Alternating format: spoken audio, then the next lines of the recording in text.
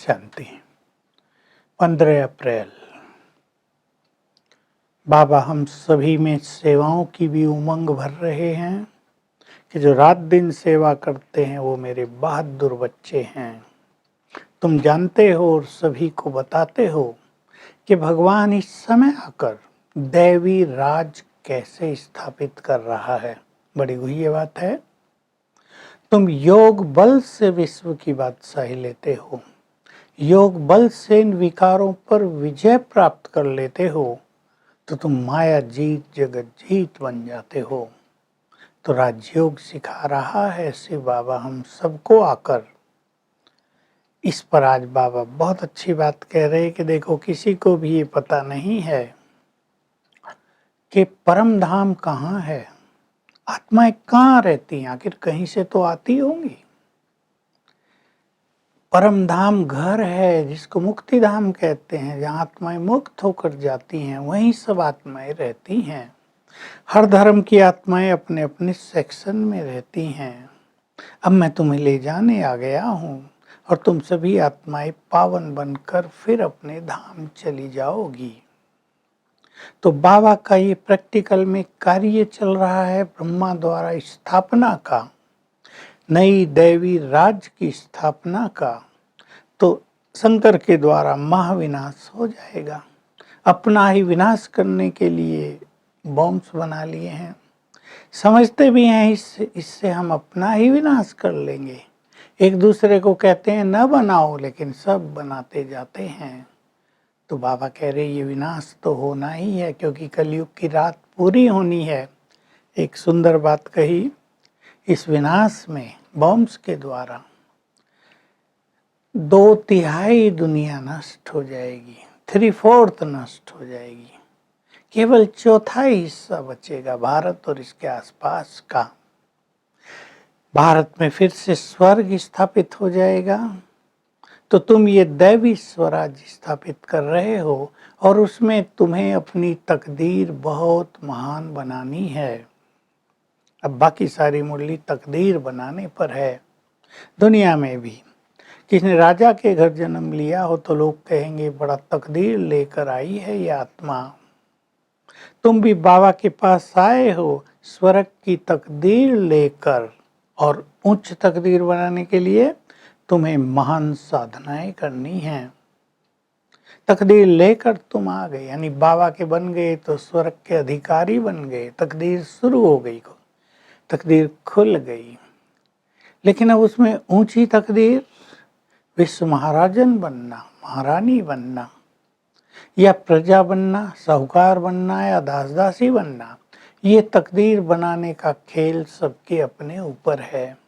तो इसकी 2 विधि बता रहे हैं।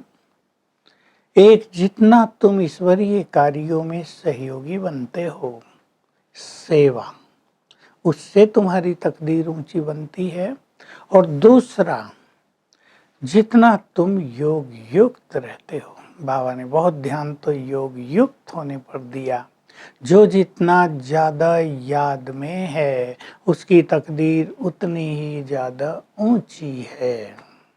सोचने की बात है कैसे और क्यों। अब सेवा करते हैं, हम पुण्य करते हैं, दूसरों को भगवान से मिलाते हैं, उन्हें भगवान का संदेश देते हैं, उन्हें सुखी जीवन जीने का मार्ग दिखाते हैं, तो बहुत बड़ी सेवा हो गई ना, बहुत बड़ा पुण्य। पुण्य से ही मनुष्य की तकदीर महान बनती है, कर्म से तकदीर बनती है। और कर्म की कलम अब हमारे हाथ में है। जितना श्रेष्ठ कर्म करेंगे, जितना पुण्य कर्म करेंगे, हमारी तकदीर महान बनती जाएगी। तो हम अपने को चेक कर लें, हम अपनी तकदीर को महान बना रहे हैं। यज्ञ सेवा, तन से, मन से, धन से, अपने परिवारों की सेवा, दूसरी आत्माओं को ज्ञान देना, ये पुण्य का खाता बढ़ाने वाली चीजें हैं। देखो भगवान ने यज्ञ रचा, भक्ति में भी यज्ञ, दान, पुण्य, हवन करते आए, दान करते आए, गरीबों की मदद करते आए। लेकिन जब भगवान ने यज्ञ रचा हो सारे संसार को स्वर्ग बनाने के लिए, डायरेक्ट वो इस धरा पर आ गया हो, तब डायरेक्ट उसके कार्यों में लग जाना, लगा देना। धन भी लगाएंगे, तन भी लगाएंगे, मन को भी लगा देंगे। तो ये बहुत ऊंची तकदीर बनाने का तरीका है। और जो यज्ञ में विघ्न डालते हैं उनकी तकदीर नष्ट हो जाती है। याद से ऊंची तकदीर बनती है। अब देखो याद से क्या होता है। आत्मा चलते चलते उसकी जो डिग्री ऑफ पावर है, जिसको कलाएं कहते हैं, बैटरी जैसे डिस्चार्ज हो गई है। अब जैसे बैटरी डिस्चार्ज हुई तो आत्मा में ताकत नहीं रही कि वो बहुत बड़े काम कर सके। बीमारियां बहुत फैल गई इस कारण से।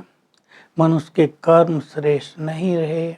अब जैसे हम योग लगाएंगे हमारी डिग्री ऑफ पावर बढ़ेगी, यानी बैटरी चार्ज होने लगेगी। और जैसे जैसे बैटरी चार्ज होगी, मान लो हम 10 से 50% पहुंच गए, तो हमारे अंदर बहुत सारी क्वालिटी जागृत हो जाएंगी, शक्तियां जागृत हो जाएंगी। हम पुण्य कर्म करने लगेंगे, हम सेवाओं में बहुत बड़े बड़े काम करने लगेंगे, हम भगवान के राइट हैंड बन जाएंगे। तो इससे बन जाएगी हमारी बहुत महान तकदीर। और जितना हम योग करेंगे उतने पवित्र बनेंगे, हमारे अंदर दैवी गुण आएंगे, हमारे कर्म श्रेष्ठ होंगे।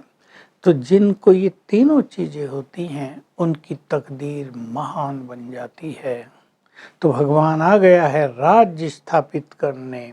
हमें उस राज्य में महान से महान अपनी तकदीर बनानी है। वरदान है दूसरों की सेवा करने के साथ साथ अपनी सेवा भी करने वाले सफलता मूर्त भव। हम जब दूसरों की सेवाओं के लिए फील्ड में जाते हैं तो हमें ये याद रखना चाहिए, हमें अपनी सेवा भूलनी नहीं है। हमें अपने संस्कारों का भी अंतिम संस्कार कर देना है। और जो अपने सभी कलयुग के संस्कारों को मिटा देंगे, सतयुगी संस्कार ले आएंगे, सारा संसार उन्हें मन से सत्कार देगा। तो हमें स्व सेवा पर भी बहुत ध्यान देना है। स्लोगन है, बेहद की सेवा में बिजी हो जाओ तो सब बंधन स्वतः ही छूट जाएंगे, टूट जाएंगे।